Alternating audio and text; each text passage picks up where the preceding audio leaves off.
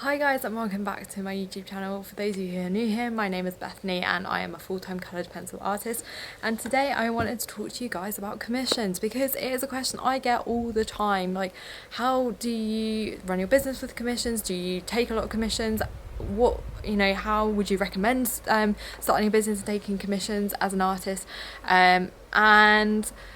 Obviously commissions are a great way of earning a relatively steady income. There's a stupid amount of positives to being a commission-based pet portrait artist.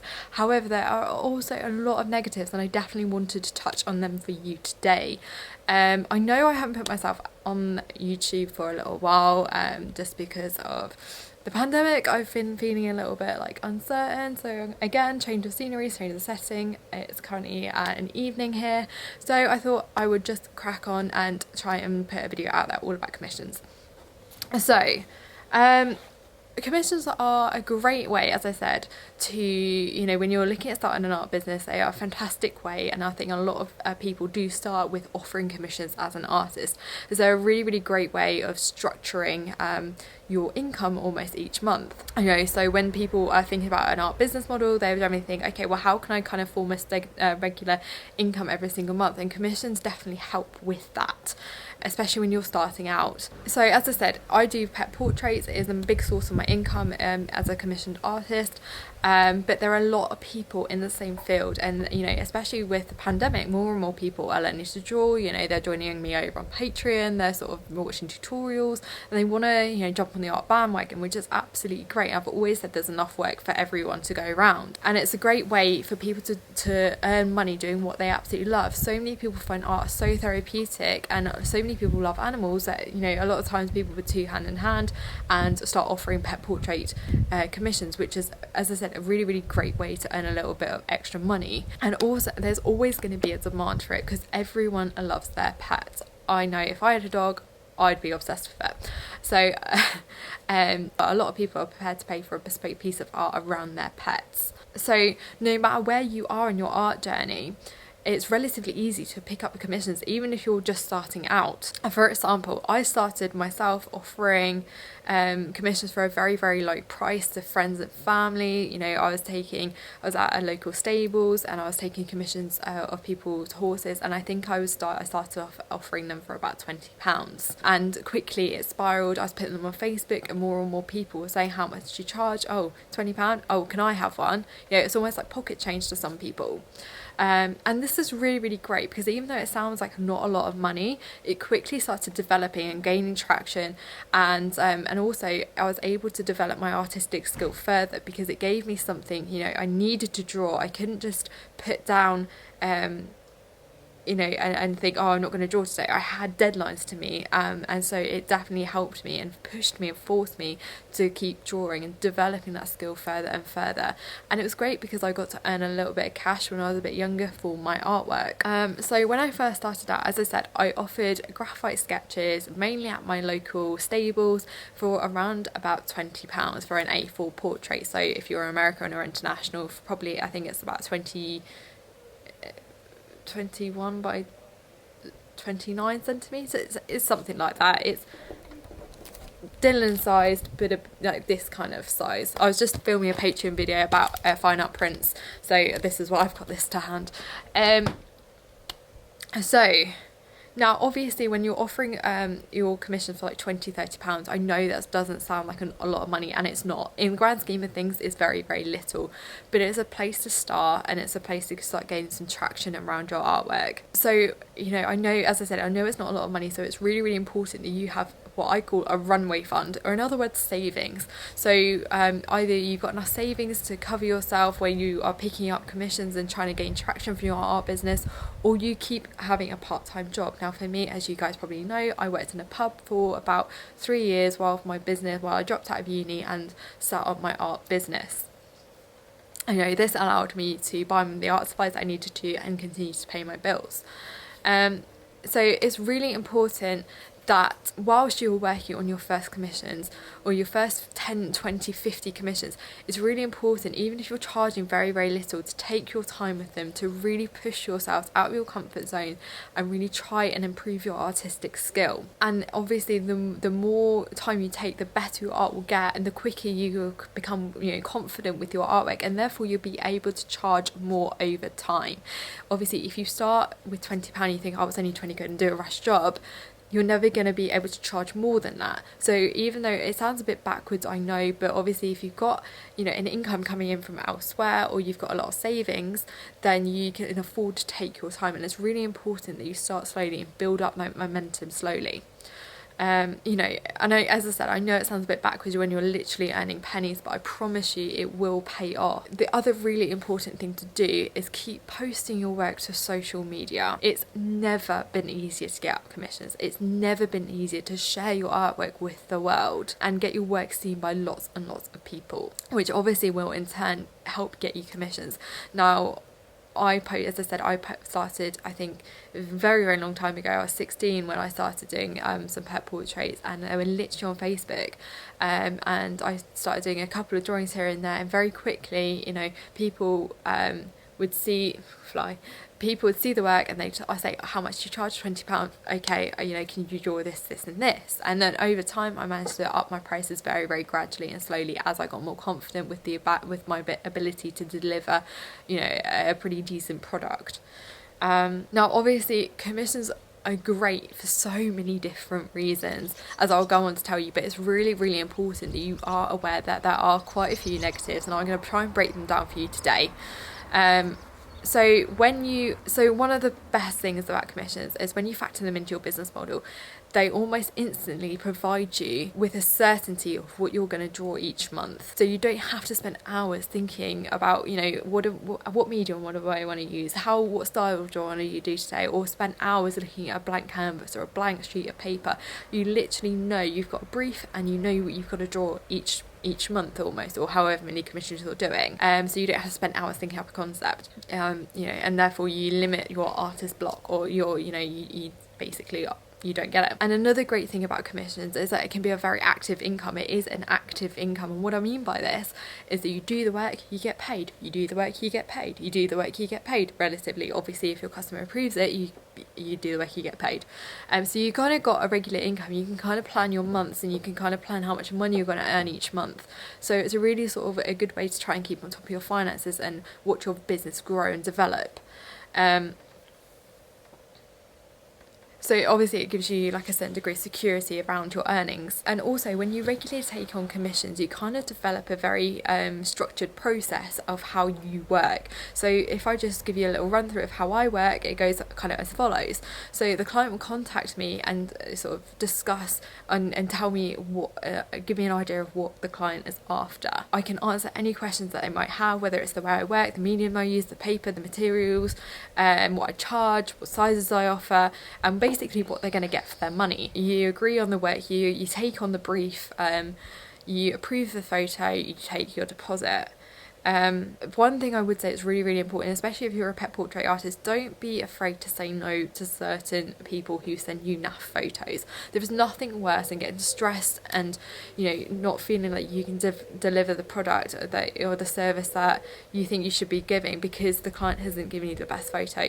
It's worth going backwards and forwards with the client and trying to see whether they've got more photos, whether they can take more photos. It's so important, and I personally don't stress about photos anymore, because if the client hasn't got a good enough photograph, I don't take on the commission. It's as simple as that, because I don't want the stress myself. Another really, really great thing that is worth really, you know, when you do go back to your client and say, oh, this isn't a good enough photograph, your client generally will be quite happy that you've been honest and that you've said, look, I don't think I'll be able to give, you know, the way I kind of work, put my words in, as I say, I won't be able to give you an accurate representation of your animal, or, you know, I won't be able to get as much detail as I would like to, as I normally do. So maybe I can send you a couple of examples of good photographs that I would usually work from, and the chances are the client will say, yeah, can you send me some examples so I know what I'm working with? Because sometimes your client just won't know what is good for you, and what you can work from, what you can't work from. To them, a photograph's a photograph. So people will appreciate your honesty. So once both parties are happy, then you can obviously take your deposit, and now it depends on how you work, depends on obviously what commission or what deposit system you have in place, and then after that you can obviously make your start on the commission. And I like to keep my customers informed of the process. I post the progress photos on social media to keep my social media going, and after that I send off the final proof to the clients to await their approval, and then after that, if they approve it, then obviously payments made and I get the artwork mounted at my framers, and then it gets shipped off to the customer. So that is the general process that I run through with my commissions. And obviously, as you can probably tell, there's a lot of backwards and forwards, which some would say is a negative, some would say it's a good thing, because you build a really good rapport with your client, whether this is in person, whether it's over the phone, whether it's by email. Commissions are a really, really personal service that you can offer as an artist. As at the end of the day, someone's putting their trust in you to develop into a piece of artwork to their approval of their animal. So it's almost like quite a nice feeling to get sort of that amount of trust put in you. And this obviously tends to lead, as it did for me, into a bit of a snowball effect, as many clients really do appreciate you taking the time to build that trust with them, to build that level of communication.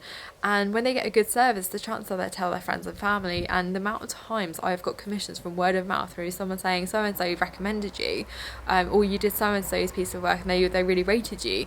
It's a really, really great way to get more and more commissions. I can't tell you the amount of clients I have had over the years that have been recommendations from someone else that I've done work for previously. The last great thing about commissions is that it's a really, really fantastic way for you to build upon your social media platforms.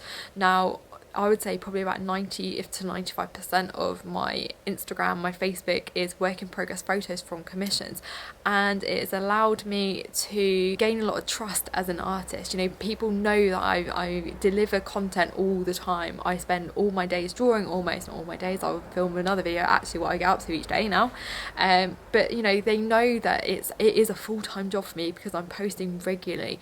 You know, they know to take me seriously, they know I'm a full-time artist, they know that it's not just a sideline for me, that is my full career. And you generally do tend to get, the more you post, the more trust you build, and the more sort of genuine clients you tend to get as well. And you know, people trust that you are capable of delivering a standard of work, and this really, really helps getting future commissions, or even selling prints and artwork, or original pieces of artwork. The amount of people that have come back to me, you know, over the years and said, I've followed you for so many years now, I'm finally, you know, I'm ready to ask you to draw my dog or my horse. And that's because I think they've seen me grow as an artist, they've seen business grow, and they now know that I am sort of here for the long run, and they trust, you know, they've seen the standard of work, and they know that I could deliver a constant standard of work and sort of like service to my customers. So when we look a bit more closely at social media, I would say probably between 90 to 95%, as I said, of my social media posts are work in progress photos from commission, and this has allowed me to get to nearly 50,000 Instagram followers as an artist, and purely as an artist, not doing anything else. I don't really use my social media for anything else apart from posting photos of my artwork, and it's allowed me to gain a following on Facebook, on my Facebook page, of over 30,000. And this has therefore led to so many more commissions over the years. So work in progress photos allows more commissions because they're hashtag correct, and I use Instagram in the correct way, with the algorithm and things like that, and therefore more people have spotted it, therefore I've got more work over the years. So it's kind of like rolled on. So they are like the main things that I would say that are really, really fantastic about being a commissioned artist. However, there are so many, like, I wouldn't even say negatives. They're not negatives. It depends on what way you look at it, really. But there are obviously some things you've got to take into consideration, because being a commissioned artist isn't always completely rosy. There's a lot of like different negatives that come with it. And the first being the obvious, like, you are under so much pressure all the time to deliver. When you're making artwork for somebody else, it puts so much pressure on you as an artist, because you obviously want to deliver a certain service. As I said, like, people have spent ages building up that trust with you, and sort of not only the trust, but they've sort of like seen you consistently deliver a standard of work. So naturally you're going to try your hardest to deliver that same standard of work for that new customer, that new client. And And you can sometimes get, I get it quite a lot, like perfection paralysis. I've had it really recently.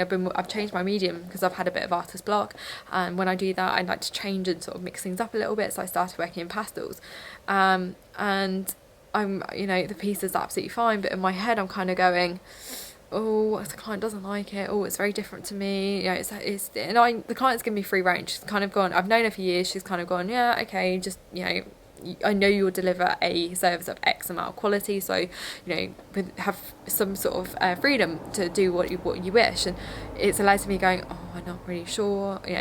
It's a hard one. I put a lot of pressure on myself now, and I will kind of worry that it's not going to be good enough for the client, or they might not like what I have created, etc. So the next, and obviously, like, the client might have already paid a deposit, they might have already parted with some of their money, so that also gives you another amount of pressure that you feel obliged. You kind of think, I've got their money and I need to really, really give them my best, and that leads to commissions taking so much time sometimes.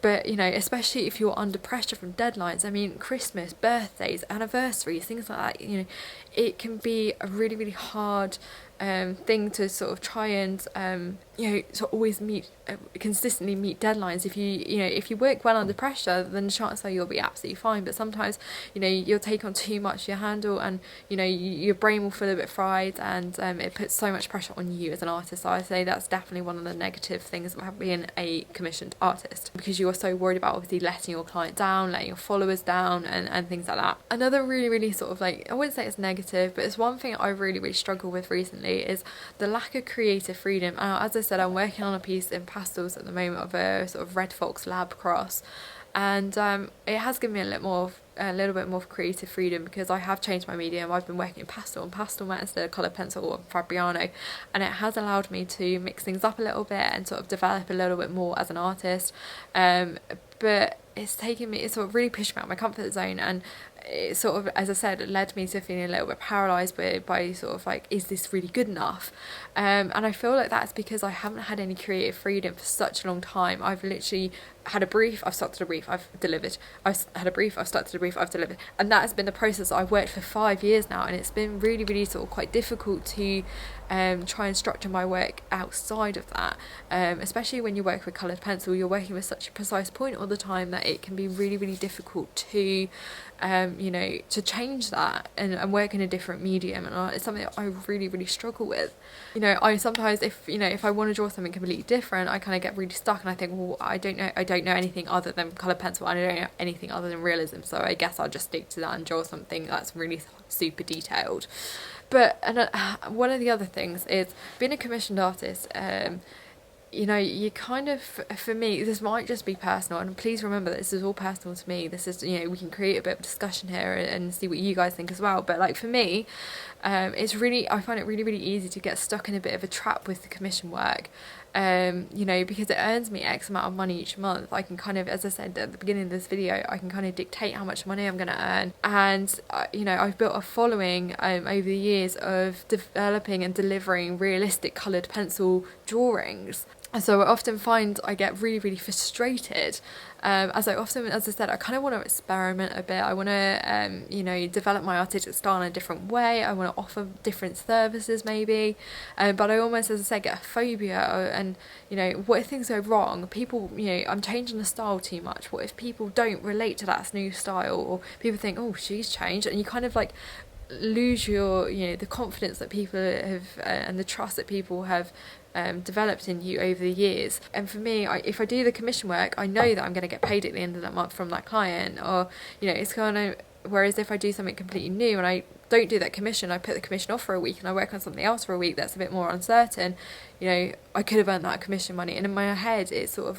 really, really difficult. It's a really hard, it really saps your time, because commissions take so much time, which is my next point. They do really take a long time, whether it's the negotiations with the sort of liaison with the clients, the emails, the phone calls, the photographs, the briefs, you have all that initial correspondence, then you have actually producing the artwork. And because you're producing it for someone else, you obviously put a little bit more pressure on yourself. Sometimes you kind of want to deliver to a higher standard. You are definitely sort of like And yeah, you're just putting a lot more pressure, as I said, on yourself. And it's very, very time intensive. And this can really, really limit how many, as I said, how many other tasks you can get on and do that day. Like sometimes I get sucked so much into a commission that, you know, packaging orders will have to wait until tomorrow because it's now really like I need to get the commission done. I've got a deadline to meet, but I've also got orders that I've got to get out. I've got to film a Patreon video for Patreon. I've got to film a business tutorial for Patreon. I've also got to do a load of editing. I've got to do a load of admin. I've got to do a video for YouTube. Like it's just never ending where, you know, and that's obviously the part and parcel of having a business, an art business. But sometimes when you run your entire business or most of your business solely on commissions, they take up so much of your time that's really, really difficult to, you know, prioritize in different ways. You know, I know we've briefly touched upon money, but being a commissioned artist over the years, obviously you can increase your prices. I started charging £20 for a commission. I now start at around £700-800 for a commission. So, and that's taken me about 6-7 years to get to the position where I can charge what I charge now. But there is obviously a ceiling to how much you can earn as a commissioned artist. And even though people can pay, you can book and can pay deposits, some people cancel, some people, you know, they have a change of circumstances. Everyone's having a change of circumstances at the moment. No one really knows when they're going to get their next penny. Some people have been furloughed, some people have lost their jobs. The amount, you know, I'll be honest, I started this year with a full commission diary for the rest of this year. It's looking a little bit spacey now. Not through anything I've done. It's been the pandemic and people don't, you know, art is a luxury item, and people don't need it at the moment, and that is a harsh reality. And obviously I don't want to put you off to being a commissioned artist because it's so rewarding, but you really do need to work out other income streams. And I will be doing a video in the next week about how to earn different income streams as an artist, because I think it is so important to really sort of pick out ways that you can earn different revenue streams, not just focusing on commissions, because they are a little bit hit and miss, especially at the moment. So obviously, as I said, the more you get your name out there, the higher amounts you can charge. But over the years, I mean, on average, I can kind of charge about £100 to £200 more each year, depending on sort of like how busy my commission diary is. If it's full, I will up my prices. If it's looking a little bit spacey, I'll kind of keep them where they are at. But obviously there's only so many commissions that you can take on in a week, in a month, in a year, and it can really limit your earning potential. And obviously if you want to be a really successful entrepreneurial artist, commissions may not be the best choice for you. And I'm definitely learning that at different, you know, you kind of got to think outside the box a little bit, as you know, and you've got to try and sort of like think about, as I said, other income revenue streams, so you can significantly grow your art business and make it future proof, because no one really wants to be classed as a starving artist that we've all heard about, or, you know, living like hand to mouth, you know, paycheck to paycheck. We don't want to be doing that. We want to be successful artists, right? So we really need to up our game and really make sure that we have got different income streams, so we can really make sure that our business is future proof and it's going to be successful for the longest time. And the last negative point I would say is it is a, you know, you have to do the work to get paid. As I said, it is, when we talk about income and revenue streams, it is what they call an active revenue stream. It is an active income, which means that you physically have to do the work to make the reward. Whereas a limited edition prints, you know, if you have done an original piece of art and you've put a load of limited edition prints over on your online shop, then people can kind of go to them when you're sleeping and buy something when you're asleep. And obviously you still got to do a little bit of work, but it's a lot less work than you generating a full new you know, original piece of work or commissions. Or, you know, maybe you're thinking about starting a Patreon channel or a YouTube channel, and you know, you can kind of earn money passively, which means that you know, you don't have to really be super active. You don't have to keep delivering work all the time. You don't have to spend your whole days generating work just to earn money. You can kind of, if you're on YouTube, for example, you've been monetized, and you can create a video and people can watch it whilst you're asleep in another country, and you can still earn money off that video. So as I said, I will come and I will talk about different income streams and different ways I've learned to make money as an artist over the years, which will hopefully make my business as future proof as I possibly can, pandemic or no pandemic, because I think it is so important today to really focus on the future, and regardless of what the future is going to bring, we need to be strong together. So Obviously there's a lot to take in. I personally still love doing commissions. I will always do commissions. I've built my name doing commissions. Obviously I work for Team GB and Carl Hester, Charlotte Dujardin and clients like that, and it's sort of in the dressage industry. However, as I said, I want to future-proof my business, and I want you to do the same for yours. So I will be uploading a new series, which is always, it's going to be a lot more business related. If you want sort of really, really in-depth business tutorials about how to, you know, grow your Instagram, how to grow your social media, how to produce fine art prints, everything you need to know about the actual art side of running a business, so the things that you would need to know if you were thinking about being a full-time artist, then join me over on my Patreon channel. I have got a lot of content over there already, and more coming. For a little amount a month you can get access to all of that content, and if you don't like it you can cancel within the same month, so you know, you're not tied in at all. But for now, guys, I hope you're doing really well. I promise I won't be gone for another 2 months. I will be back with, we're going to hopefully start vlogging. I need to get my confidence up and I need to start vlogging because I've been struggling a little bit. But anyway, for now, I will see you in the next one. I hope you're doing really well, and yeah, au revoir.